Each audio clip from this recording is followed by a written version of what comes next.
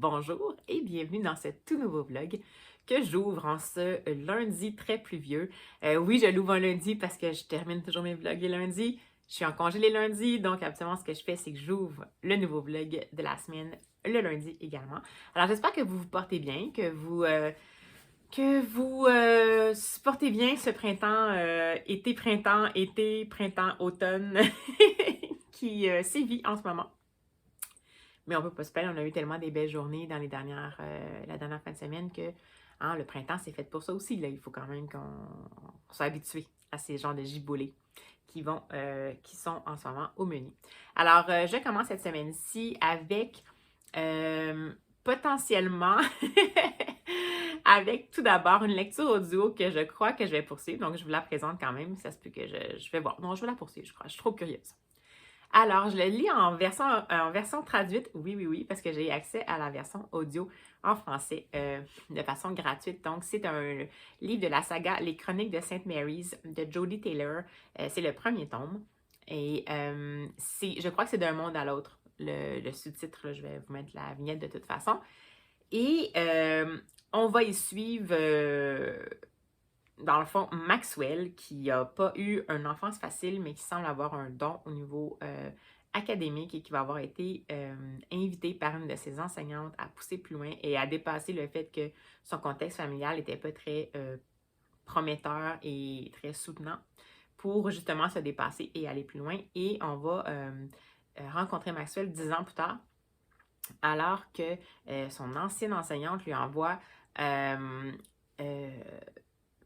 un courriel d'invitation pour aller passer un entretien d'embauche auprès d'une faculté de recherche historique qui se trouve à être le pendant de son université en fait, de l'université où Maxwell a étudié, mais qui est vraiment une association, un genre de chaire de recherche historique. Et comme c'est la spécialité de Maxwell, l'histoire, plus particulièrement l'histoire de l'Antiquité, eh bien, son ancienne enseignante a pensé que ça pouvait l'intéresser et elle insinue que c'est particulier comme endroit.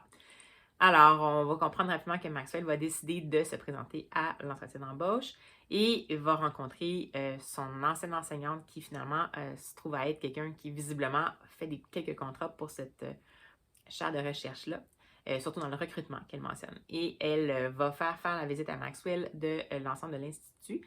Et Maxwell va rencontrer plusieurs personnes un peu singulières, une espèce de technicien qui a l'air d'inventer plein de choses pour reproduire des choses historiques, quelqu'un qui est spécialisé dans les costumes d'époque, un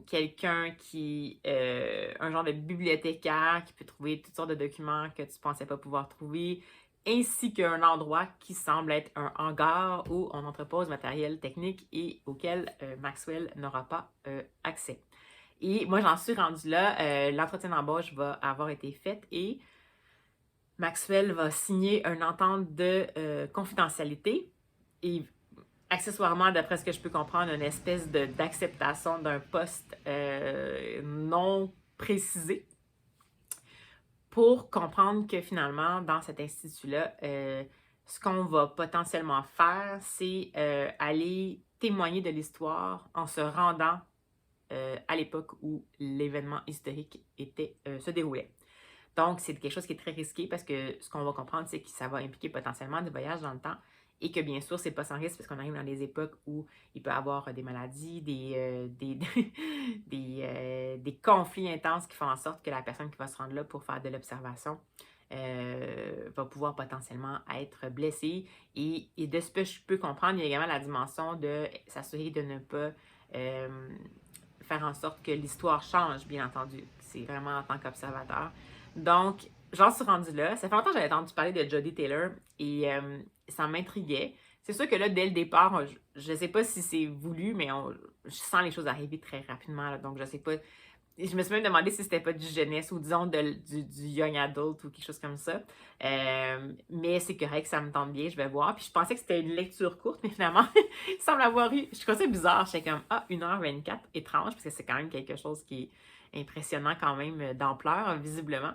Et non, c'était 10h24, c'est juste une émission de zéro. Donc, tant mieux, ça va me permettre. Même, je pense que c'est un peu plus que ça. Ça va me permettre de mieux développer ça. Et c'est, de ce que j'ai compris, un livre qui habituellement vient avec, en version papier, plusieurs artefacts à l'intérieur parce que c'est indiqué dans le livre audio qu'on va pouvoir retrouver en cliquant dans notre, dans le fond, dans notre bibliothèque audio, on va pouvoir accéder aux versions PDF de ces documents-là. Donc, je vais voir, je vais quand même le lire en audio, mais si jamais j'aime vraiment ça, je vais peut-être essayer de voir si je peux quand même le trouver en papier quand même, parce que c'est quand même le fun quand on peut voir les artefacts là, qui sont directement sur le papier. Mais bref. Fait que ça, écoutez, c'était vraiment par hasard. J'étais un peu en mal de décision, je savais pas trop quoi faire, j'avais quand même des possibilités et tout. Puis c'était quelque chose auquel j'avais accès gratuitement, puis je me suis dit, pourquoi pas, je vais commencer en allant prendre ma marche, puis je me suis un peu laissée happer par ça. Donc, ça se peut que ce soit ça va sans doute être ma lecture cette semaine, ma lecture audio. Puis je crois pas que ça m'empêcherait, disons, de lire d'autres romans en même temps, parce que, je pense que c'est prenant, mais en même temps, ça va, je pense que c'est assez prévisible pour que ça me dérange pas trop de diverger puis de lire autre chose. Donc, voilà. Bref, voilà où j'en suis. Et puis, sinon, est-ce que j'ai d'autres projets littéraires? Non, je pense que ça va. J'ai quand même fait quelques achats dans les dernières semaines de nouveautés. Donc, c'est sûr que si je suis capable de me lire quelques petites nouveautés, je trouverais ça chouette. J'avais peut-être quand même des livres jeunesse de la bibliothèque.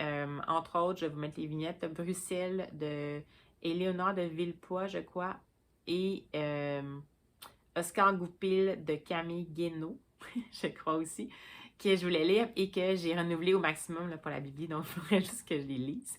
Et j'ai quand même jusqu'au peut-être maximum 28 avril, donc peut-être que cette semaine, je pourrais me lire ça en entrecoupant avec Jodie Taylor, mais que j'ai lise en papier, en fait, c'est du jeunesse, donc ça se lit quand même vite, c'est pas trop stressant.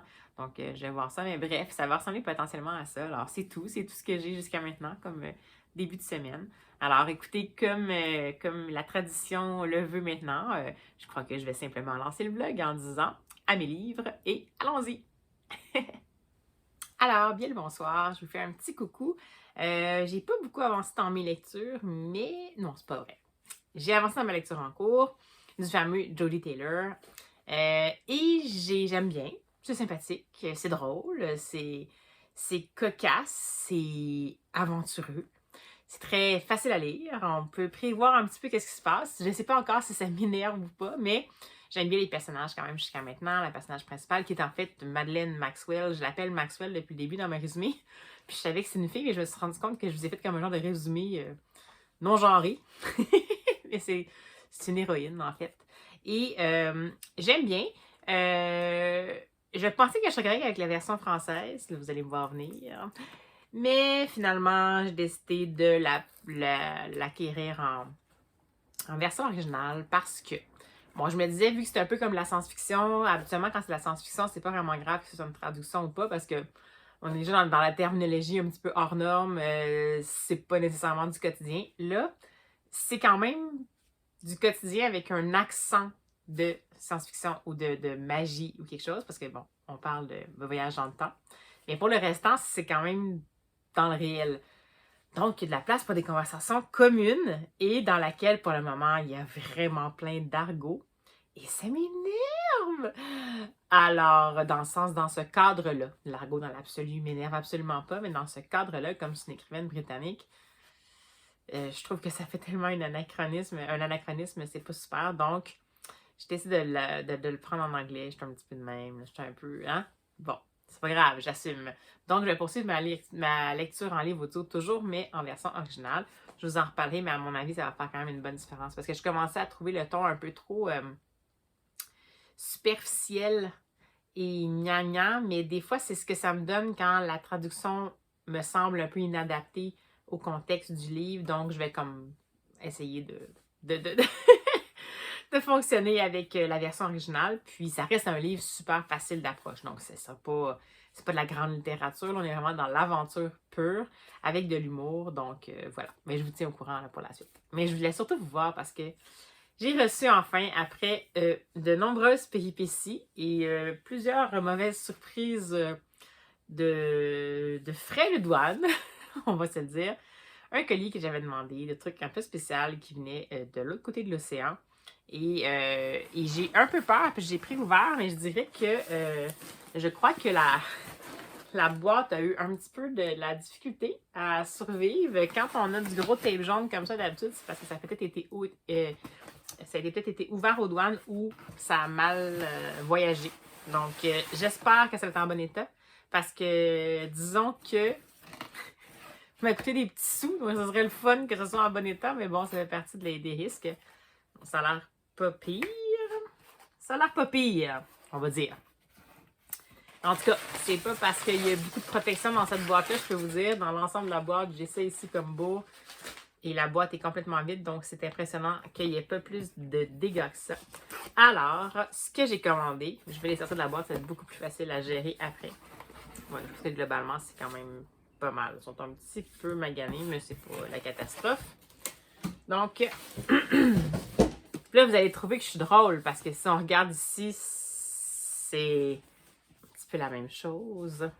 Mais j'avais pas vu qu'il y avait ces belles éditions-là reliées. Donc, je me suis commandé les 8 premiers tomes des 12 Miss Marple en version reliée. Ils sont vraiment chouettes. En fait, la grille graphique, celui-là, il me trouve ça vraiment le fun. Par exemple, A Pocket Full of Rye. Donc, vous avez une couverture, une quatrième qui est vraiment belle. Puis si je me trompe pas, à moins que je me trompe, non, ça, c'est vraiment comme ça, avec un intérieur qui... Donc, c'est tellement chouette. C'est chez HarperCollins, mais c'est seulement les éditions britanniques qui sont comme ça. Puis, bon, c'est ça. J'ai vraiment eu des éditions un petit peu abîmées, là, mais c'est pas très grave, là. On va survivre, hein, le soleil. Donc, The Body in the Library.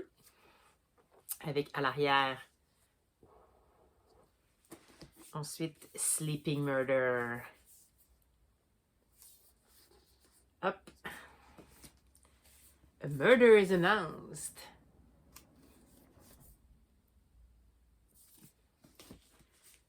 They do it with mirrors. C'est vraiment chouette parce que ça reprend vraiment des éléments clés, des histoires. C'est tellement, tellement excellent. Ah. The Murder at the Vicarage. C'est fou. C'est vraiment excellent. Ça reprend, on dirait, des détails de la verse, des adaptations avec Joe Nixon, on dirait, des Miss Marple. Ça, c'est 450 from Paddington.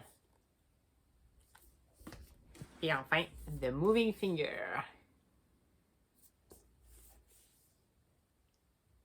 Donc, je suis vraiment contente. Vraiment, vraiment.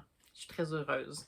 Ça a été une aventure. Ça a été, disons, un cadeau de fête à moi-même un petit peu intense, mais je suis bien heureuse de les avoir. Alors, écoutez, je ne ferai pas... je ne ferai pas une double collection. Donc, oui, ceux que j'ai eus ici vont sans doute aller dire... je vais leur dire au revoir et je vais mettre ceux-ci à la place.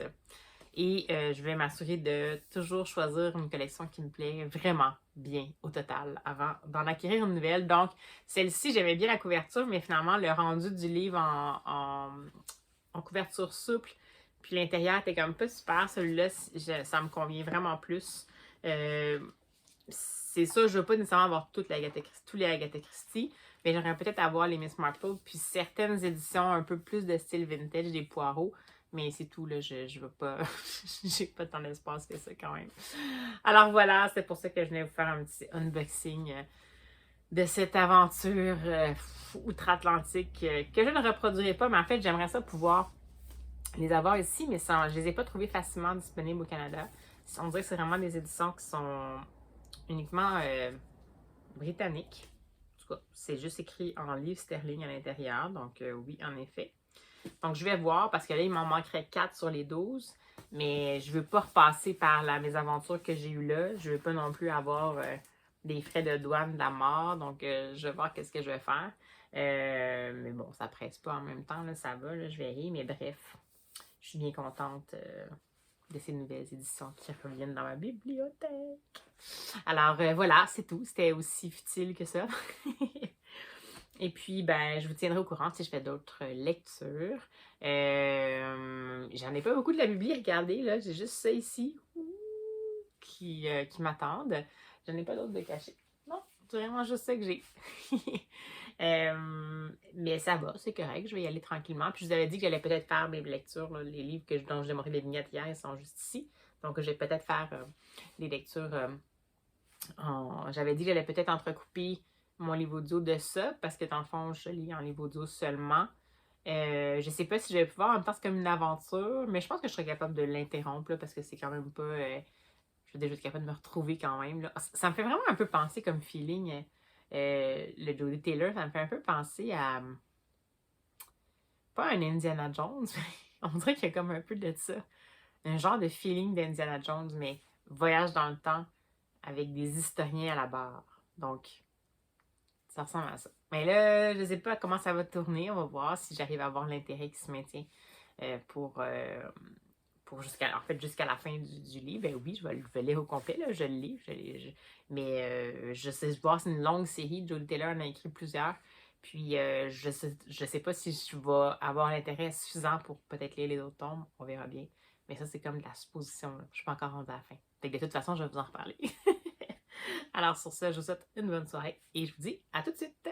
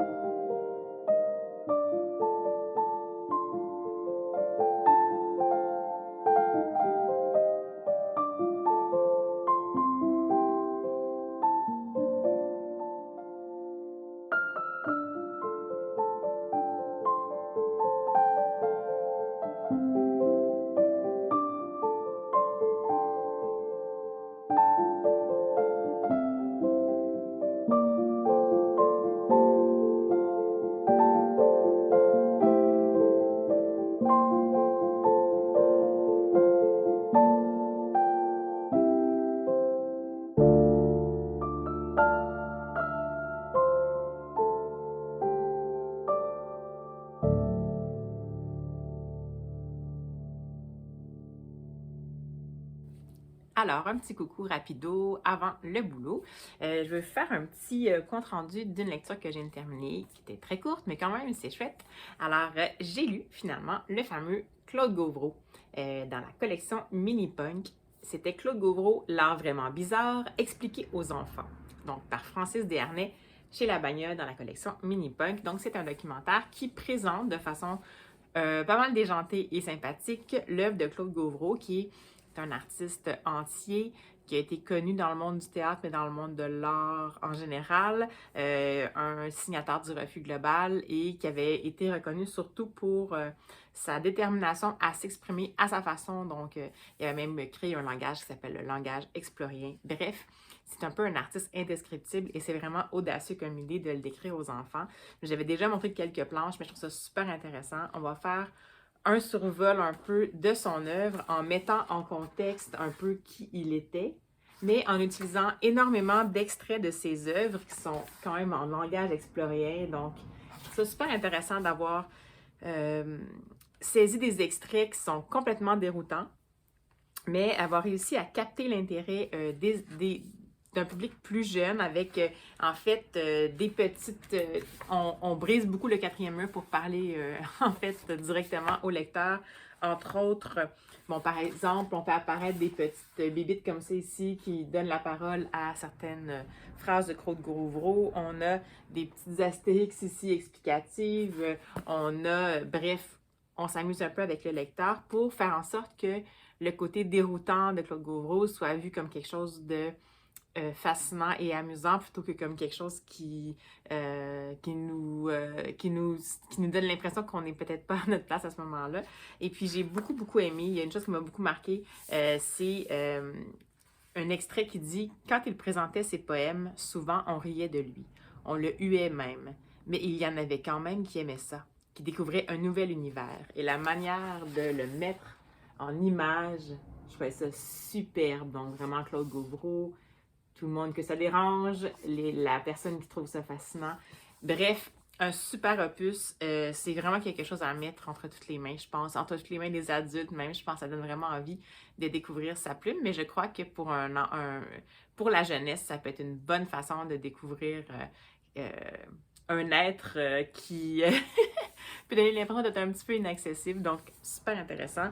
Premier pas que je fais dans la collection Mini Punk, les bio qui ont du mordant chez La Bagnole, et je suis pas déçue du tout, donc je pense que je vais suivre avec avidité cette sublime petite nouvelle collection en littérature québécoise. Alors voilà. Sinon, bien écoutez, je poursuis mon aventure dans la version originale, dans lecture audio, du premier tome de la saga des St. Mary's Chronicles, donc les chroniques de St. Mary's, que j'avais commencé en français et que j'ai poursuivi en version originale. Et je ne vous dirai pas le titre de la version originale, je vais vous mettre la vignette parce que sinon je vais peut-être me faire censurer par YouTube.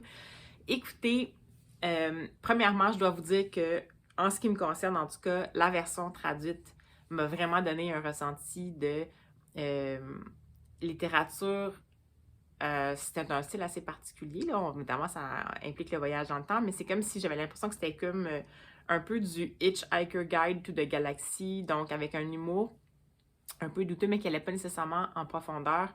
Donc, pas du Hitchhiker Guide to the Galaxy dans le sens où c'est de Douglas Adams, c'est de qualité justement, mais j'avais l'impression que c'était comme quelque chose qui essayait de s'inspirer un peu de ça, mais qui allait peut-être pas autant en profondeur, alors que quand je le lis en version originale, malheureusement pour moi, la traduction a vraiment créé un biais négatif, donc je suis contente d'avoir décidé assez tôt dans le livre finalement de passer en version originale, parce que c'est super bien fait, puis oui, ça se prend pas, les personnages se prennent pas nécessairement au sérieux parce que c'est vraiment un institut de recherche assez particulier, mais je vous dirais qu'après les premières,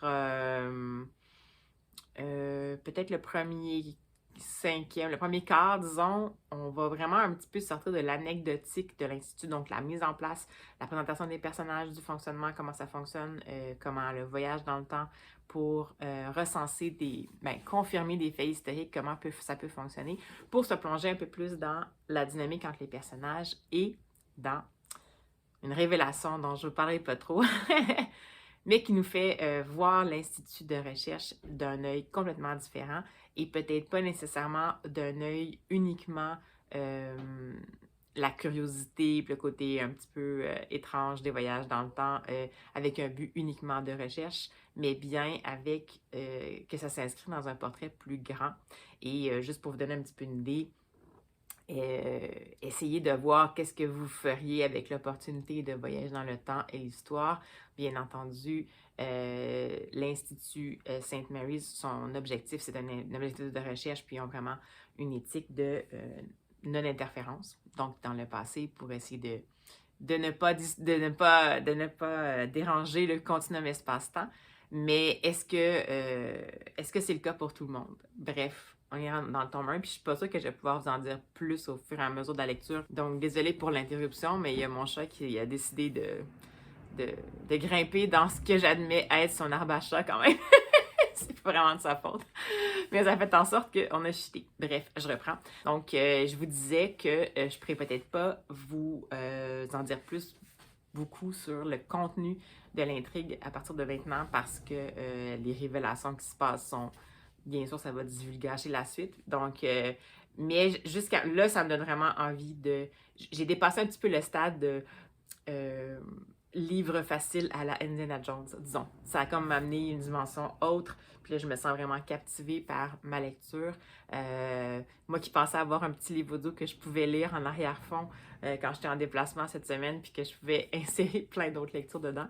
Mais là, malheureusement, ça vient de passer, bien heureusement, là, mais ça vient de passer à un stade supérieur qui fait en sorte que j'ai comme juste le goût de poursuivre ma lecture. Puis malheureusement, je n'ai pas trouvé en livre numérique en anglais, donc je ne peux même pas comme avancer ma lecture en numérique si jamais je n'ai pas l'opportunité d'écouter mon livre audio. Donc, c'est vraiment triste, mais bon, c'est pas grave. Je vais essayer de voir comment je peux m'arranger. Puis, de toute façon, je vais vous en reparler. Je vais vous reparler au moins de mon expérience de lecture, en tout cas. Évidemment, j'espère pouvoir le terminer d'ici la fin du vlog. Oui, je pense que ça va se passer quand même. Et puis, j'hésite même à aller peut-être m'acheter une version originale en format poche papier, juste pour être sûr de l'avoir sous la main. Bref. Finalement, belle découverte. Je suis contente d'avoir poursuivi l'aventure, de m'être un peu obstinée parce que visiblement, ça a porté fruit. Alors, voilà, c'est tout ce dont j'avais à vous parler pour le moment. Et puis, je vous reprends dès que je peux. À tout de suite. Eh bien, bonjour. Alors, je vous reprends un peu tardivement cette semaine, j'admets. Nous sommes le dimanche 23 avril. 23 avril. Donc, en fait, journée mondiale du livre et du droit d'auteur. Alors, et voilà, on va en profiter en même temps pour célébrer cette fameuse journée. Je vais d'abord vous parler de la fin de ma fameuse... Oups, excusez.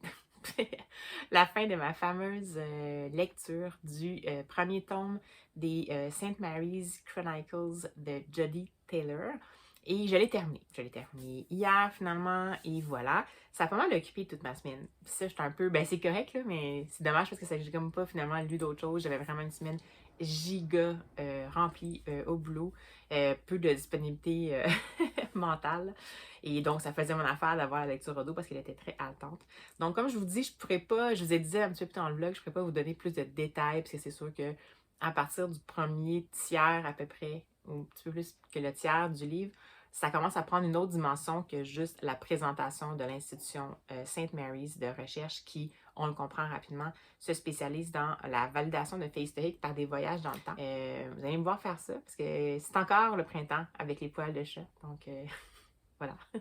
Évidemment, on va apprendre à connaître mieux les personnages au fur et à mesure et on va voir qu'il va y avoir vraiment une dynamique relationnelle entre les personnages, une dynamique un petit peu plus éthique slash politique, d'interférence entre les différents moments dans l'histoire qui sont visités, on va dire comme ça, des révélations en tant que telles, des relations amoureuses, potentiellement qui vont naître. Je ne vous nommerai pas ça, mais en fait, et même en fait, je dirais très sensuel. Attention, ça m'a un peu surpris. Ben moi, ça me dit pas que je suis mal à l'aise, mais je m'attendais pas à lire, disons, en détail. Il y a même des moments qui sont très érotiques. C'est pas l'ensemble, là, mais je vais juste vous dire, finalement, ça vire un peu en fantasy romance, mais bref. C'est de l'aventure avec des zones majeures de fantastique, disons, de fantasy, et avec des entrées impromptues de romance. Et j'ai bien aimé ça. Qu'est-ce que je peux dire de la plume? C'est pas la plume la plus perfectionnée. C'est correct. C'est une plume qui va qui remplit sa fonction de rendre la lecture haletante. Donc, la plus grande qualité de ce livre-là, c'est qu'il y a quand même des bonnes prémices de base, une bonne base de personnages auxquels on va s'attacher ou qu'on va aimer détester, et un rythme haletant. Puis, ça va faire en sorte qu'on a vraiment envie de savoir qu'est-ce qui va se passer. Alors, attention pour ceux qui s'attendent à quelque chose de particulièrement dirigé. On n'est pas nécessairement dans même si ça aborde des sujets de réflexion par rapport à l'impact que l'histoire sur nous, qu'est-ce que ça aurait comme impact si on pouvait intervenir dans l'histoire, etc. Même si c'est là, c'est comme pas tant développé. Donc, attendez-vous pas à quelque chose de super peaufiné là-dessus. On n'est pas là-dedans. On est vraiment dans l'aventure au quotidien, puis ça se transmet dans la narration. Donc, on est vraiment dans le point de vue de l'héroïne Maxwell, Miss Maxwell, Madeleine Maxwell, je pense.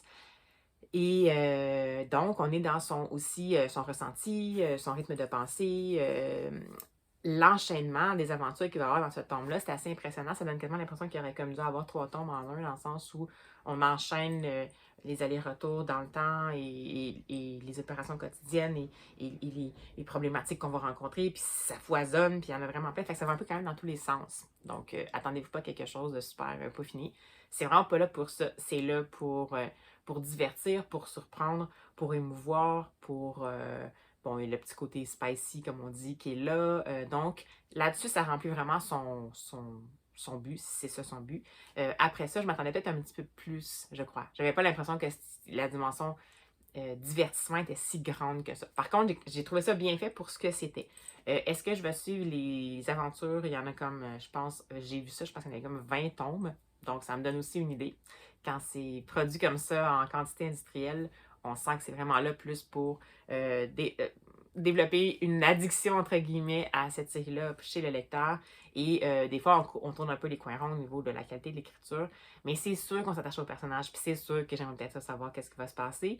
En même temps, je ne sais pas si je serais capable de tenir ce genre de truc-là pendant vraiment plein de tomes. Fait que je fais peut-être que je me lirai éventuellement le tome 2. Ben, je pense qu'il y a comme un hors-série, une short story qui techniquement dans la chronologie arriverait après le tome 1, même si techniquement c'est comme pas une tomaison, là. Donc je lirais peut-être la short story, puis mettons le tome suivant, pour voir si on est encore dans cette même dynamique-là, ou si c'est parce que c'était plus souligné, puis un peu plus dans tous les sens, parce que c'était un tome 1, puis qu'on mettait en place des choses pour la suite.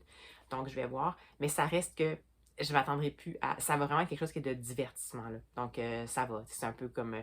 j'avais trouvé ça divertissant, les chroniques de Bond Street de MC Beaton, mais en même temps, est-ce que je dirais les autres? Pas nécessairement, parce que j'ai l'impression que ça va vraiment être toujours la même formule. Ou comme j'ai trouvé divertissant Joanne Fluke, je dis toujours Joanna. Joanne Fluke avec son Chocolate Chip Cookie Mysteries, puis bon, après ça suit, puis il y a encore là une vingtaine de tomes. Donc pour moi, c'est un peu la même formule, c'est pas dans le même genre, parce que là, on est vraiment dans la fantasy, voyage dans le temps, donc c'est intéressant. Ça venait plus comme chercher quelque chose que j'aime bien, mais on est dans le même but. Donc, un petit peu plus dans l'écriture à clé, à formule, pas discrètement à formule. Donc là, on dirait que des fois, ça me fait un petit peu... je trouve ça le fun le moment où je le vis, puis après ça, ben, je m'en souviendrai plus tant que ça finalement, puis ça va être correct. Fait que c'est de la littérature, disons, consommable et oubliable, disons. Donc, ben, écoutez, si ça vous tente de vous divertir, Jodie Taylor, c'est bien écrit. C'est pas bien écrit, c'est pas ça que je veux dire. C'est pas mal écrit, mais je veux dire, Jodie Taylor, c'est ça le but, si vous voulez vous divertir. C'est intéressant, on s'attache au personnage et tout ça, mais tu sais, cherchez pas de la profondeur, disons. Il n'y aura pas nécessairement de profondeur, mais quand même, c'est haletant, c'est addictif. On veut savoir qu'est-ce qui va se passer. Fait que si vous avez besoin de quelque chose auquel vous allez vous raccrocher, peu importe ce que le quotidien va vous tirer vers la tête, et ben voilà, c'est peut-être la lecture pour vous. Voilà, donc la parenthèse de Jodie Taylor, pour moi, va pour le moment se fermer et peut-être définitivement, on ne le sait pas, mais c'est correct, je suis contente d'avoir découvert ça. Alors voilà, on est dimanche, je suis en pause fin de semaine pour moi et ben en cette journée mondiale du livre et du droit d'auteur, je suis en ce moment, je crois, en genre de pas fan de lecture, mais un peu. C'est-à-dire que j'ai commencé plein de livres, j'ai commencé les gens en arrière, je suis un peu la flemme de me lever, je pense. J'ai commencé Oscar Goupil, que vous voyez, qui est ici, qui était un livre jeunesse, un roman jeunesse d'enquête. Et je l'ai commencé hier. C'est très jeunesse, puis j'ai aucun problème. Je suis spécialisée en littérature jeunesse, mais je me rends compte qu'avec le temps, euh, il faut que j'aille chercher un peu plus de complexité. Par exemple, j'aime bien lire les Mario de Muraille qui sont du jeunesse, mais en même temps, c'est super travaillé, puis il y a toujours une certaine complexité, ce qui fait que ça vient vraiment me stimuler. Dans celui-là, à date, ça a l'air d'être bien écrit. On suit Oscar Goupil qui reçoit étrangement une lettre de ses parents pour lui dire finalement, pour Noël, nous, on s'en va. Fait qu'on t'a donné un petit billet pour que tu aies chez ta tante à Londres. Fait que arrange-toi. Donc, ça commence comme ça. Puis, on sent vraiment que c'est plus comme pour du 9-12 puis on commence tout de suite dans l'action, puis on développe pas beaucoup les choses. Donc, on dirait que ça m'a comme un petit peu moins interpellée. Fait que je sais pas si peut-être que je vais le rapporter à la bibliothèque. Je peut-être juste pas le moment pour le lire pour moi. Mais ça semble être quand même quelque chose de très prometteur. Donc, pour du 9-12, style enquête-aventure qui va se passer à Londres, si vous avez dans votre entourage des gens que ça leur dirait bien, ça a l'air quand même intéressant, Oscar Goupil. Et j'ai le fameux Bruxelles que je traîne depuis super longtemps et que j'ai essayé encore de lire, mais je ne dois pas être dans le moment pour le lire. C'est un livre Bruxelles, comme en Belgique, et c'est un livre où la société est menée par des oiseaux. Donc, ça avait l'air super intéressant, un peu lutte de pouvoir et tout ça. Mais on dirait que je suis moins dans le mood pour lire un livre avec cette proposition-là, qui est avec des animaux et tout ça qui sont aux commandes. Alors que, bon, techniquement, Mémoire de la forêt aussi, j'aurais envie de le lire, puis c'est ça, mais peut-être que je suis pas due pour le lire, puis je sais que ça a l'air excellent. Donc, je vais sans doute te rapporter pour juste éviter que je finisse par le prendre en grippe puis de me dire « Oh mon Dieu, je l'ai pas lu, il faut que je le lise. » Je vais le rapporter, puis quand je serai prête, je le remprunterai. Alors, tu vois, je les ai essayés hier, puis ça n'a pas cliqué. Puis là, aujourd'hui, j'aurais comme le goût de lire, puis je sais pas quoi lire non plus. Fait que je vais vous monter en rafale peut-être des choses que j'aurais goût de lire, mais est-ce que je vais lire ça? Aucune idée. Alors, tout d'abord, j'avais commencé la série des BD Amulettes, puis j'avais lu le tome 1. C'est du fantastique, aventure fantastique. Encore une fois, on va tomber évidemment avec deux orphelins, là, parce que sinon il ne se passe jamais rien. Puis une amulette qui amène dans un autre monde avec des problématiques. Puis l'héroïne va être la seule qui va pouvoir sauver le monde, blablabla. J'avais bien aimé ça. C'est fait par Kazu Kibuishi. Kazu Kibuishi. J'ai de la misère matin. Kazu Kibuishi. Kibuishi. Je vais voir. Et j'avais vraiment aimé ça. Donc, si jamais vous ne connaissez pas, c'est une vieille série Amulette. Là. Donc, mais si jamais vous ne connaissez pas, étrangement, ça peut être vraiment intéressant pour aventure, jeunesse. Là, ça interpelle. Puis même pour adultes, là, ça va quand même assez bien. Fait que ça, peut-être que pour briser un peu ma panne de lecture, j'avais le tome 2 et 3 en langue originale, mais c'est en français, c'est le même titre, Amulette. Et je me suis dit peut-être que ça pourrait me faire débloquer un peu. Alors, peut-être ça. Sinon, j'avais ma meilleure amie qui m'avait prêté un livre quand je passais chez elle il n'y a pas longtemps et j'avais bien envie de le lire aussi, mais je ne savais pas si j'étais dans ce mood-là. C'est Elle reviendra pas, Camille, Guillaume Pinault. Donc, Elle reviendra pas, Camille, virgule, journal d'un amoureux un peu niaiseux de Guillaume Pinault. Et c'est chez non, Cardinal, vous êtes ça, Cardinal. Donc, ça a l'air d'être un journal un peu déjanté. Un peu, je pense qu'on revenait dans des journaux intimes, ça a l'air vraiment intéressant, c'est des petits segments comme ça. Puis mon amie elle m'avait dit qu'elle avait vraiment adoré. Et c'est juste que je sais pas si, j'aimerais ça pouvoir peut-être comme le lire d'un coup. Ou en tout cas, je sais pas trop, là, le lire en papier de toute façon. Puis je sais pas si je vais être dans le mood pour ça, mais ça pourrait aussi le faire. Donc voilà. Ensuite, j'avais demandé pour ma fête, qui est quand même passée depuis longtemps, le fameux dernier tome de la saga des Malocènes, qui est Terminus Malocène, qui est comme le deuxième tome du deuxième cycle des Malocènes. Et puis ça, ben, pour moi, Daniel Pinnac Malocène, c'est comme... Et celui-ci, je voulais me le faire, puis je vais en profiter parce que c'est le dernier, après ça, il n'y en a plus. Donc, je voulais en profiter. Donc, j'attendais d'être vraiment dans le bon mood pour le lire. Et j'ai vu qu'il se faisait en livre audio. Je l'ai vu sur Nextory parce que, dans le fond, au Québec, nous autres, les livres audio sortent un peu décalés en Europe. Donc, l'avantage quand je suis sur Nextory, c'est que des fois, j'ai accès à des livres audio auxquels je n'ai pas encore accès du côté de l'Atlantique. Bref, j'ai vu qu'il était en livre audio et qu'il était lu par Daniel Pinnac. Donc, ça se pourrait que ce soit ma prochaine lecture audio parce que Daniel Pinnac, j'adore sa narration. Puis en même temps, ça me permettrait de profiter complètement de cette lecture-là. Donc, je vais voir. Mais sinon, habituellement, Daniel Pinnac, ça se lit tout seul. Il a quand même l'air d'être assez conséquent. J'avais un petit signet que ma mère m'avait mis. C'est cute. Pour mon cadeau de fête, elle m'avait mis ce petit signet-là qui est très beau. Excusez, moment d'émotion. Alors, il fait...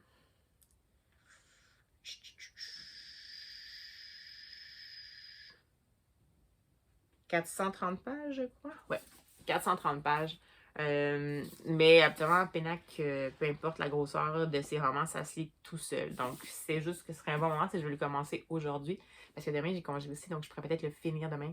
Puis en plus, c'est gris puis pluvieux en ce moment, donc un bon moment pour lire. Il y aurait peut-être ceci. Ou,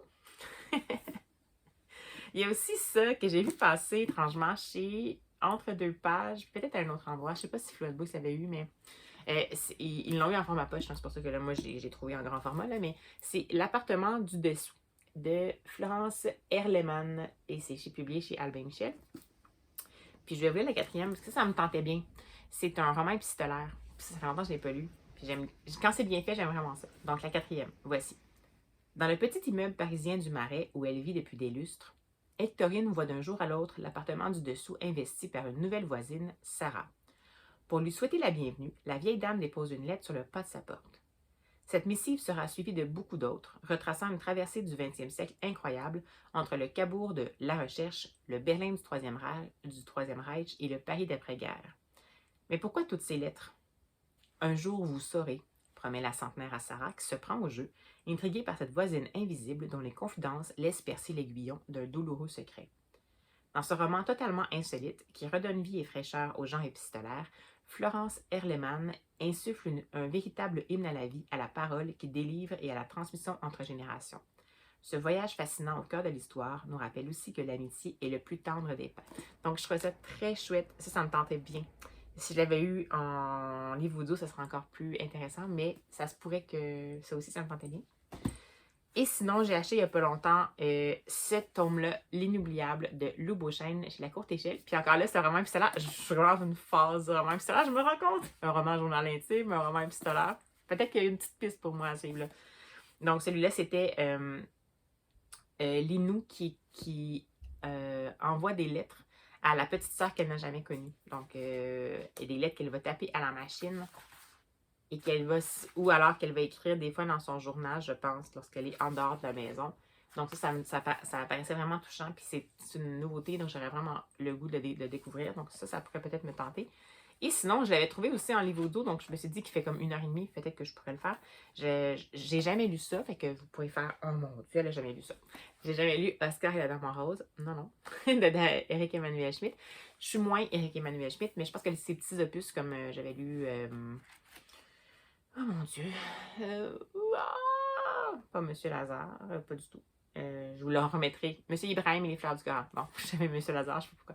Monsieur Ibrahim et les fleurs du Coran, ça m'avait vraiment touché. Celui-ci, je sais que ça va me toucher. C'est vraiment des lettres adressées à Dieu par un enfant de 10 ans qui était malade dans un hôpital. Donc, ça pourrait être intéressant aussi. Mais comme avec Emmanuel Schmitt, souvent dans ses romans, il y a quand même une bonne part de spirituel. Puis j'ai rien contre ça, mais moi, ça vient un peu moins me chercher. Des fois, j'ai un peu peur. Celui-là, je pense que ça devrait aller. Puis sinon, mon père a lu la dernière, les trilogies Paradis perdu, je pense. Ça, c'est à travers le temps, dans le fond, là, une espèce de. Il y avait ça peut-être aussi qui était, mais sinon, Éric Emmanuel Schmitt, c'est moins ma talle de plume. Mais celui-là, c'est un petit opuscule, puis je me disais, puis c'est encore des lettres. Vraiment, je pense qu'il faut que je dise de l'épistolaire. Je sais pas qu'est-ce que je comprends pas dans mes goûts. Mais voilà. Donc, voilà, il y aurait peut-être ceci aussi. Alors, ça c'est des choses que j'aurais le goût, comme là, en ce moment. 11h10. Mais peut-être qu'à 14h17, c'est pas ça que je vais avoir le goût de lire. Aujourd'hui, je suis dans une journée comme ça. Mais écoutez, en cette journée mondiale du livre et du droit d'auteur, c'est quand même chouette de voir que je pourrais lire ça, si je veux. Ou ça. Ou qu'est-ce qui est à la bibliothèque. Bref, on est vraiment dans un monde merveilleux quand on a le choix comme ça de pouvoir lire des livres, d'avoir accès à ça. Alors, écoutez, je vous tiendrai au courant de qu'est-ce que j'ai finalement choisi de lire, ou ne pas lire, ou découvrir, et tout ça. Mais disons que j'ai quand même passé la journée aujourd'hui à au moins me dire que je vais célébrer le livre et les auteurs, parce que le droit d'auteur, c'est aussi le respect, en fait, des créateurs qu'il ne faut pas oublier.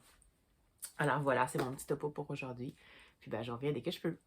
À tout de suite. Alors bonjour, je vous reprends encore en ce dimanche pluvieux, mais journée mondiale du livre, pour vous parler de 2 brèves lectures que j'ai faites pour essayer de me défiger dans ma panne de lecture, mais disons mon hésitation chronique de choix de livres. Alors, tout d'abord, j'ai lu le 2e opus de la collection Mini Punk chez La Bagnole, les documentaires qui font découvrir des artistes particuliers. Et celui-là, c'était Voivode. Ça a été fait par P.I.R., le créateur. Et c'est ça, c'est chez La Bagnole. Et bien, comme ça le dit dans le titre, en fait, c'est Voivode, Voivode, le trash metal expliqué aux enfants. C'est ça le sous-titre. Et bien, écoutez, ça remplit sa fonction, c'est-à-dire qu'on va y découvrir le parcours du groupe de trash metal Voivode qui est né à Jonquière et qui a fini par se faire une place à travers le monde, qui a été un peu un initiateur de courant musical, en fait pas un peu, mais qui a été un initiateur de courant musical. Et avec surtout un espèce d'univers visuel vraiment funky, pour reprendre un peu, non pas funky, c'est punk, mais funky dans ce cas-là, je pense, être vraiment bien en phase avec le sujet, donc le trash metal bien sûr, mais le côté vraiment qui veut provoquer, qui sort des normes et tout ça hors cadre. Donc, j'ai bien aimé l'adaptation visuelle, le contenu était intéressant. J'ai été moins séduite peut-être par le travail que dans l'opus sur Claude Gauvreau. Ça me semblait un petit peu plus traditionnel comme documentaire. Donc, ça veut dire que le sujet n'est pas traditionnel, le visuel n'est pas traditionnel, mais c'est un petit peu plus prévisible, disons. On a quand même plusieurs documentaires qui sont faits un peu sous cette forme-là au Québec, dans le sens que, ben là, ben, on allait chercher certains faits qui étaient un petit peu cocasses peut-être, cocasses ou pertinents ou accrocheurs ou qui attisaient la curiosité dans le parcours de ce groupe de trash metal-là. Et on mâchait ça un peu pour que ce soit rigolo pour le jeune lectorat. Puis ça fonctionne. Donc j'ai aimé ça. Mais il manquait une petite touche pour moi d'originalité. C'est comme si le sujet était peut-être tellement original au départ qu'on dirait qu'ils n'ont pas réussi à transcender l'originalité du sujet. Alors que dans Claude Gauvreau, qui était déjà un sujet super original, puis vraiment un défi pour l'aborder, à mon avis, ils ont vraiment créé quelque chose de différent. C'était pas juste une rencontre. C'était pas juste une narration, en fait, du parcours de quelqu'un, c'était une œuvre en soi pour Claude Gauvreau, alors que dans celui-ci, c'est vraiment plus un narratif régulier de documentaire. Cela dit, c'est vraiment plaisant. Je pense que ça vaut la peine d'avoir les deux dans nos rayonnages. Puis ben là, un documentaire sur le trash metal. Donc, quand même, hein, fallait le faire. Puis c'est vraiment très, très, très plaisant. Fait que je pense qu'un jeune lectorat, il verra pas d'autres choses. C'est quelque chose de vraiment, vraiment chouette.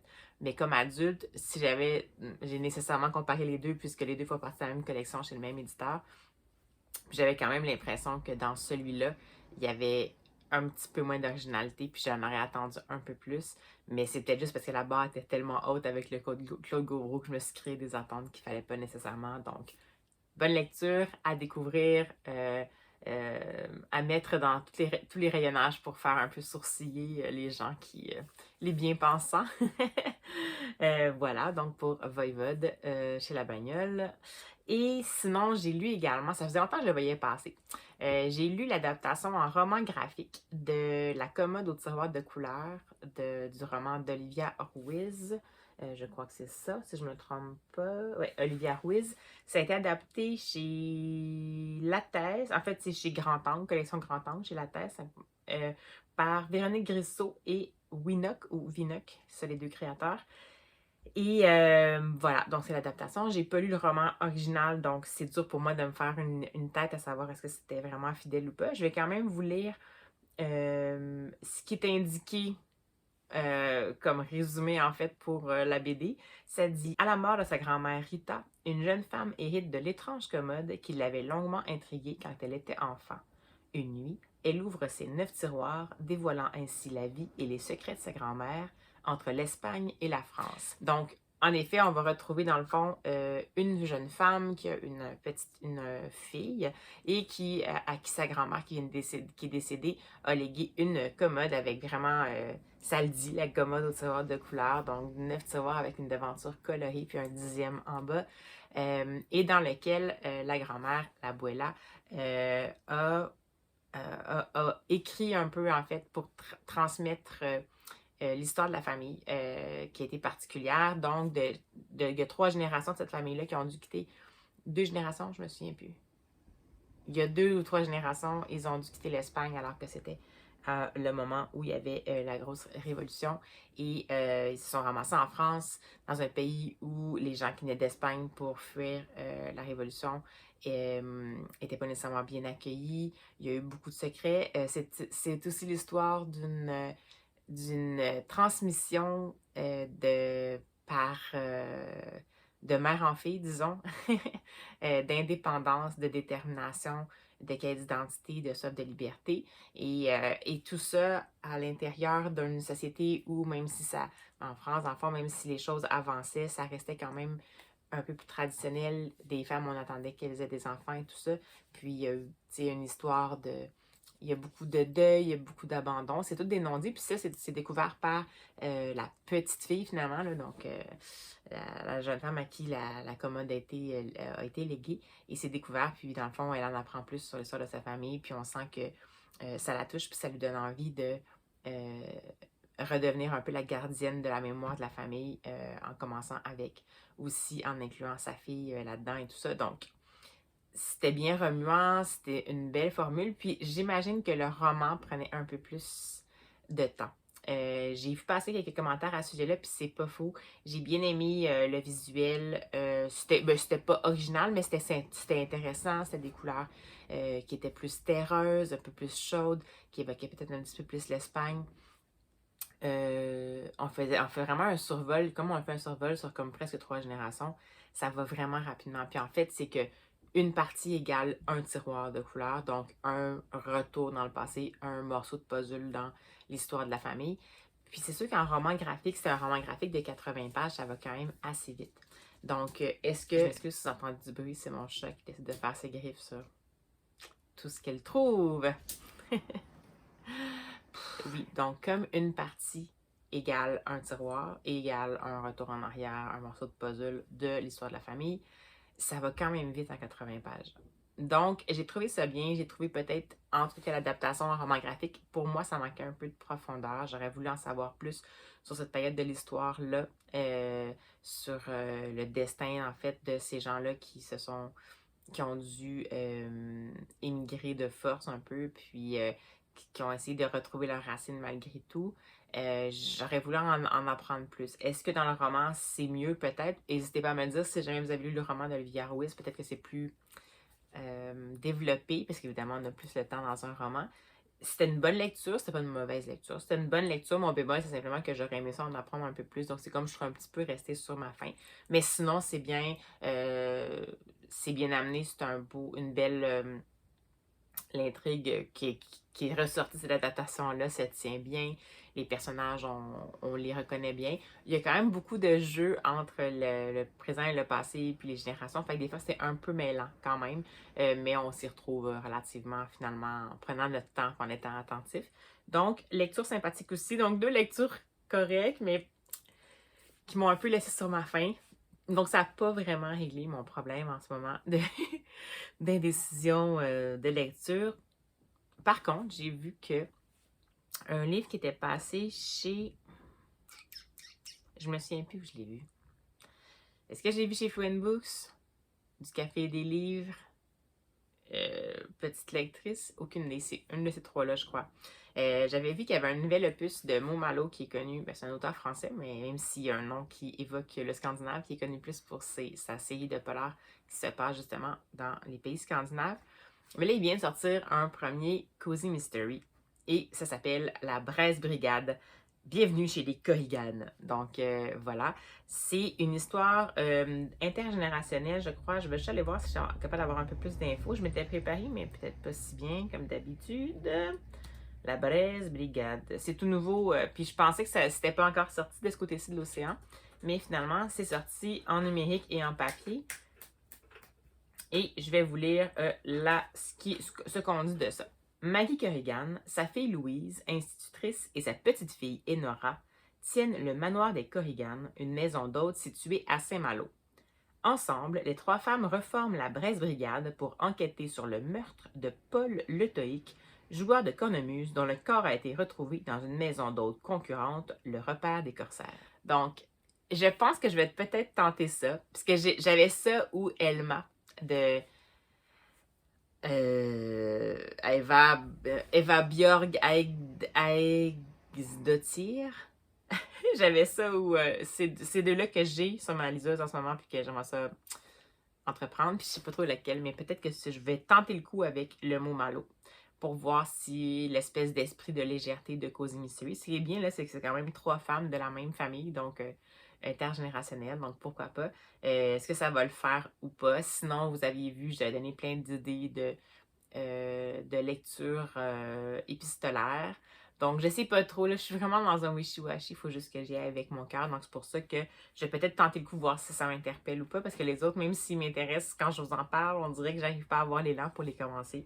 Donc, je vous tiendrai au courant pour la suite. Mais au moins, je vous ai fait un petit point sur mes 2 lectures d'aujourd'hui, puis je vous dirai si Momalo ou pas, si Momalo ça passe ou pas. J'en ai jamais lu du Momalo, donc c'est sûr que de toute façon, ça tombe bien parce que c'est complètement un virage vers autre chose que l'auteur fait, puisqu'avant il faisait vraiment du polar scandinave, et là finalement il a l'air de vouloir se poser en Cozy Mystery à Saint-Malo, donc en France, donc ça promet peut-être quelque chose de sympathique, donc on verra bien. Alors écoutez, je vais vous dire à tout bientôt, j'espère.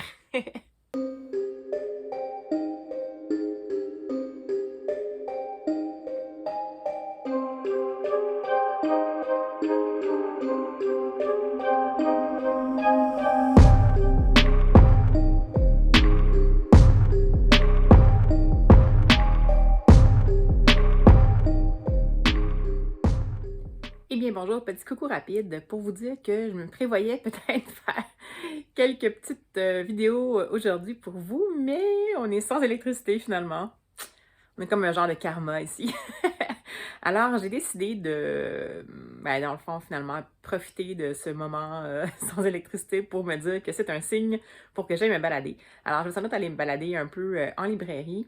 Je vais voir ce que je peux faire. Je vais peut-être pas vous mettre tout ça dans ce vlog ici, mais ça se peut que je fasse une petite vidéo spéciale librairie, bouquinerie, si jamais je vois que j'ai assez de matériel. Alors, de toute façon, je vais vous reprendre d'ici la fin du vlog.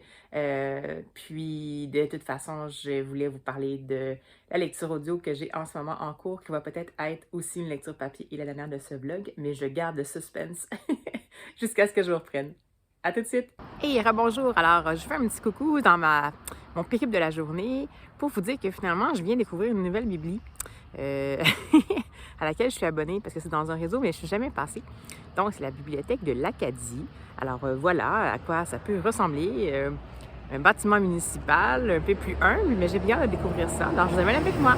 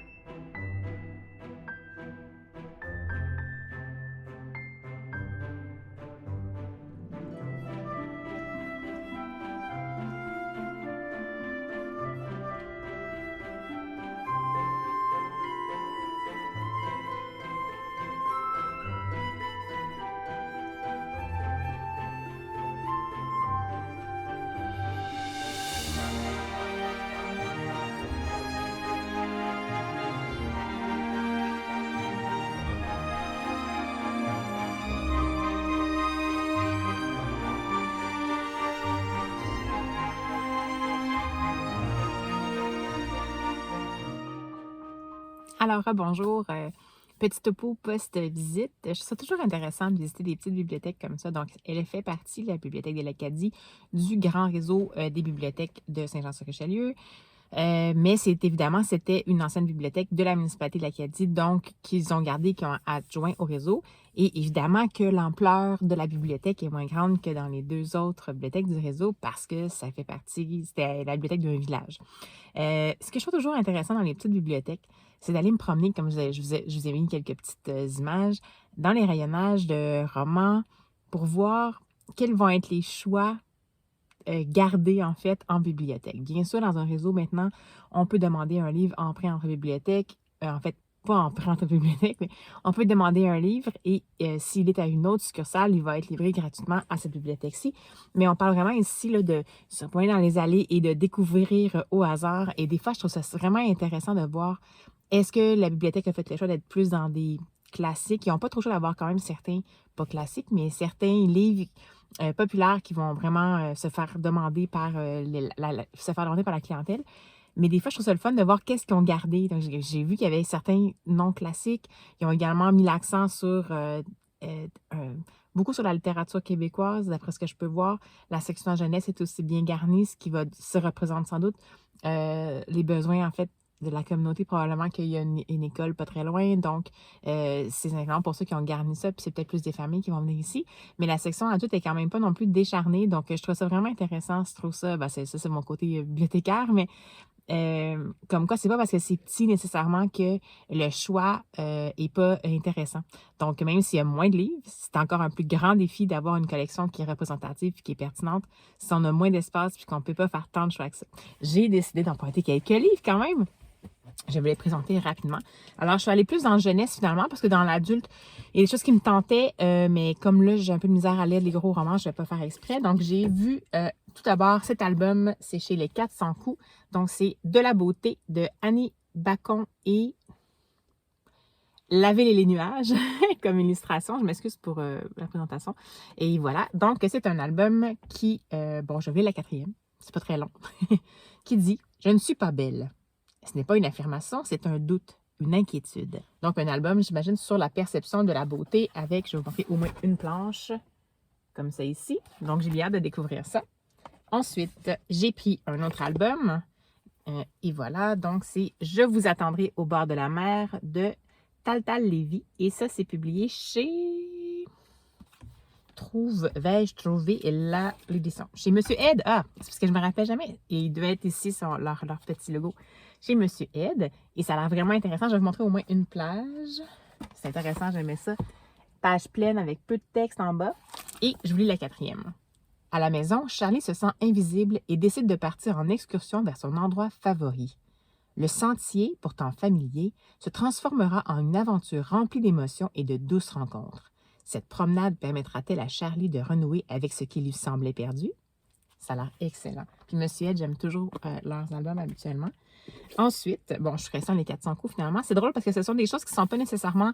C'était pas des nouveautés, là, dans le sens que c'est peut-être du 2022, mais c'est tout ce que j'avais pas vu passer. Pourtant, je suis attentive quand même aux albums jeunesse. Donc, voyez-vous, je suis venue ici à la bibliothèque, puis c'est ça qui est là. C'est aussi ça dans les petites biblis. Souvent, ben, la clientèle est un petit peu moins grande, donc on a plus de chances de mettre la main sur certains exemplaires que dans les grandes biblis où les exemplaires sont là, mais sont très, très, très en demande ou systématiquement réservés, donc on ne les voit pas physiquement. Bref, voilà. Donc, c'est La nuit sans sommeil, j'imagine, et c'est par Marianne Pasquet et Marianne Ferrer. J'aime beaucoup Marianne Ferrer pour son visuel, absolument. Je vais vous montrer une planche. Alors, ça doit parler de l'insomnie, j'imagine. Alors, j'oublie la 4e qui est très courte aussi. J'ai une idée coincée dans ma tête. Elle ne me laisse pas dormir. Donc, je trouve ça bien en tant qu'insomniaque depuis toute petite. Je trouve ça intéressant à découvrir. Et je suis tombée sur ça que j'avais vraiment, mais sincèrement, jamais vu. D'ailleurs, c'était chez c'est chez La Courte Échelle. Et ça m'a vraiment intriguée. Je me demande même c'est paru quand. On dirait que je suis pas sûre. 2022. Et voyez-vous, je suis passée complètement à côté de celui-là. Alors, ça s'appelle Seul. C'est chez La Courte Échelle et c'est par Paul, Tom et Mélanie Baillarger. Et voilà, je vais vous montrer au moins l'intérieur parce que c'est ça qui m'a aussi séduite. Comment c'est traité à l'intérieur. C'est un roman, mais un peu roman graphique. Donc, il y a des pages quand même où il y a plus de texte. Désolée pour la luminosité. Je lis la 4e, c'est super intéressant. Chaque année, plus de 400 jeunes d'âge mineur arrivent seuls au Canada pour demander le statut de réfugié. Sans parents, sans adultes pour les accompagner. Seuls racontent le parcours de 3 d'entre eux, Afshin, Alain et Patricia. Leur témoignage ouvre une fenêtre sur les difficiles sacrifices et les nombreuses épreuves qui jalonnent ce chemin rempli d'obstacles, mais aussi sur le courage et la résilience dont doivent faire preuve ces jeunes avant de pouvoir, enfin, accéder à une vie normale. Alors, un recueil comme ça de récits d'émigration, c'est quelque chose que je trouvais quand même, bon, puis avec des enfants, c'est quelque chose qui a quand même déjà été fait, mais sous cette forme-là, avec le visuel comme ça, non. Donc, en tout cas, moi, j'ai pas vu passer ça, ça m'a vraiment interpellée.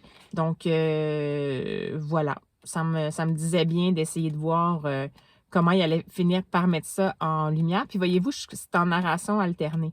Donc, on va suivre pas nécessairement une histoire, c'est ce que je comprends, c'est pas nécessairement une histoire complète de un des 3 personnages, mais un des 3 témoignants, mais bien en alternance. Donc, on va alterner les points de vue. Donc, ça aussi, je trouve ça vraiment intéressant. Donc, voilà, ça, c'est vraiment la découverte impromptue, complètement inattendue. Je suis bien contente. Alors, voilà, grâce à la bibliothèque de l'Acadie. Alors, sur ce, je vous laisse. Je vais continuer mon petit périple. Et puis, ben, je vous reviens dès que je peux.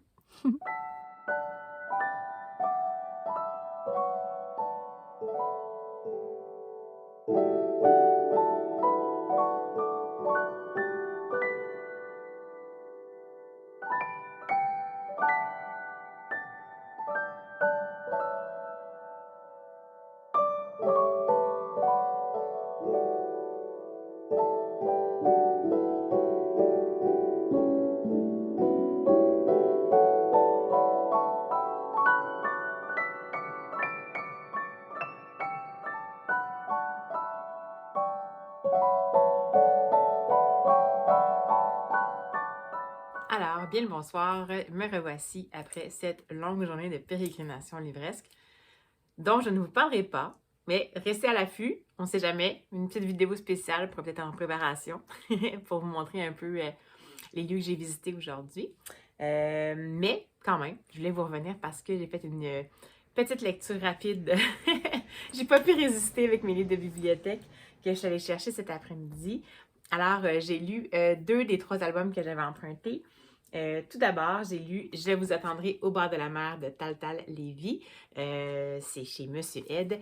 Et je vous avais déjà lu la quatrième il y a un petit peu plus tôt. Donc, écoutez, j'ai beaucoup aimé ça. Je pense que j'ai aimé mieux l'univers visuel que l'histoire. L'histoire m'apparaît un peu simple. Puis à la limite, un petit peu peut-être pas tout à fait complète. Je sais pas si ça a été fait en traduit. Je sais pas si c'était en Suisse. Oui, c'est une autrice suisse qui a fait ça. Donc, c'était peut-être en allemand, je sais pas. Mais parce que je peux voir, oui, je pense que c'est en allemand. Et c'est peut-être la traduction qui fait ça. Mais bref, ce que je veux dire, c'est que c'est comme si ça commence déjà dans le feu de l'action, puis ça se termine assez rapidement. Puis j'en aurais pris plus, parce que j'ai vraiment adoré, là, ben, je vous ai mis quelques planches, mais j'ai adoré l'univers visuel, la narration visuelle. Il y a plein de petits détails, plein de choses auxquelles on peut être attentive. Par exemple, des dessins au départ, là, je donne un exemple. Quand elle parle à la jeune fille, il y a un dessin avec un renard, puis éventuellement, dans son moment de rage, elle va partir de la maison, puis elle va aller décider en forêt pour se retrouver elle-même. Et qu'est-ce qu'elle va croiser en forêt? Un vrai renard. Donc, c'est tout tendre, c'est tout beau. C'est seulement la fin, en fait, que j'ai trouvé qui arrivait peut-être un petit peu comme un cheveu sur la soupe. Mais c'est tellement sublime comme narration visuelle que, en fait, ça ne m'a pas dérangé du tout. Je serais prête à le proposer sans problème. Je pense que peut-être c'est peut-être plus pour les tout petits, mais quand même une bien belle découverte. Pas un coup de cœur, mais une bien belle découverte, ne serait-ce que pour le travail de narration visuelle qui a été fait. Donc, celui-ci, je vous attendrai au bord de la mer de Tal Tal Lévy chez Monsieur Ed. Et ensuite, j'ai lu, je ne fais pas attendre non plus, La nuit sans donc sans sommeil. Donc, de Marianne Pasquet et Marianne Ferrer aux 400 coups. Et ben écoutez, c'est l'histoire d'une petite fille, comme j'ai lu la quatrième, mais celle-là était moins détaillée. C'est l'histoire d'une petite fille qui fait de l'insomnie et qui essaie tant bien que mal d'essayer de déloger l'idée récurrente qui l'empêche de dormir. Elle sait pas trop c'est quoi, mais ça tourne dans sa tête, puis elle est toujours là. Comme ça, c'est un exemple, là, elle essaie de l'enlever, mais elle est toujours là. On voit ici l'idée qui prend toute la place. Puis on va la voir partir en fait, pas à la conquête, là, mais on va la voir partir. Ben, vous allez entendre en arrière-fond, en plus, un hommage grand-père. Donc, excusez-moi, partir à la poursuite donc de son idée pour essayer de voir si elle est capable de juste l'enfermer dans son carnet à dessin, puis juste comme pouvoir dormir. Et ben, écoutez, je vous dis pas ce qui va se passer, mais non, c'est pas vrai. Je vous le dis quand même, là, quand même. Elle va réussir, elle va parvenir à la capturer et ça va lui permettre de dormir. Mais ce qui est intéressant, c'est la petite conclusion après ça. Je vais vous la laisser. Qu'est-ce qu'elle va tirer comme idée, comme solution pour s'aider pour la suite. J'ai trouvé ça parfait comme personne qui fait de l'insomnie. Je trouve ça chouette parce que on n'allait pas non plus dans les solutions faciles. Donc, au début, justement, elle a dit qu'elle a compté les moutons, puis ça marche pas du tout. Des fois, les gens qui font pas d'insomnie sont comme, ben, compte les moutons, ben non, je sais pas trop, tu sais, comme si c'était évident. Mais elle est consciente que ce qui la tient réveillée, c'est quelque chose, une idée envahissante. Elle est consciente de ça. Puis, je pense que même quand on est jeune, on le sait que c'est ça. C'est juste que des fois, on n'arrive pas à avoir les outils pour le gérer. Puis là, elle, on est vraiment dans l'imaginaire. En même temps, ça fait un peu partie de ça. Ça se passe entre les deux oreilles, cette espèce de capture-là de l'idée. Et puis, c'est comme ça aussi dans la réalité, finalement. Lorsqu'on arrive à... Ben, il y en a que c'est capturé, d'autres, c'est la lancer loin. Mais bref, tant qu'on arrive à juste faire décrocher un peu le disque qui s'emballe avant de faire dodo, souvent, ça va fonctionner. Puis j'ai vraiment trouvé ça bien parce qu'il n'y a pas de parents dans cette histoire-là. C'est-à-dire que c'est à hauteur d'enfant. C'est l'enfant qui a cette problématique-là. C'est l'enfant qui identifie la problématique à sa manière, donc en disant qu'elle a une idée qui ne veut pas s'en aller, qui va partir à la poursuite de l'idée pour essayer de voir si elle est capable de juste l'enfermer quelque part pour être capable de dormir et qui va trouver sa propre solution et même qui va se trouver des solutions pour l'avenir. Puis, c'est tout à fait plausible. Puis, je suis super contente parce que ça rend l'enfant comme autonome. Parce que dans la vie, en fin de compte, on a les parents, mais finalement, les parents ne sont pas toujours là pour nous aider. Quand on arrive comme ça, puis qu'on est rendu grand, puis qu'on fait encore de l'insomnie, ben on n'a pas un maman-papa ou papa-papa ou maman-maman qui arrive pour nous aider. Donc, il faut être capable de se trouver des idées. Donc, j'ai vraiment adoré ça. Pour moi, c'est vraiment un coup de cœur. Donc, cet opus-là, La nuit sans Ziz de Marianne Pasquet. Je vais finir par l'avoir. Et Marianne Ferrer chez les 400 coups. Vraiment, ça vaut le coup. Si vous avez un enfant qui a un petit peu de difficulté avec le sommeil, je trouve que le visuel de Marianne Ferrer est juste tellement parfait. Encore une fois, on est vraiment dans la narration. À mon avis, c'est ce que j'appelle une histoire à quatre mains parce que, dans le fond, il y a l'histoire en tant que telle qui est assez simple, mais qui est bien rythmée. Mais il y a tellement qui se passe dans les illustrations. Il y a une narration complémentaire qui va se passer là. Puis, l'univers un peu déjanté, texturé, sensible de Marianne Ferrer, l'univers visuel, va tellement faire en sorte que l'histoire va se déployer encore plus que je trouve ça vraiment parfait. Donc, un petit coup de cœur pour clore ce vlog. Donc, oui, ce sera la fin du vlog de cette semaine.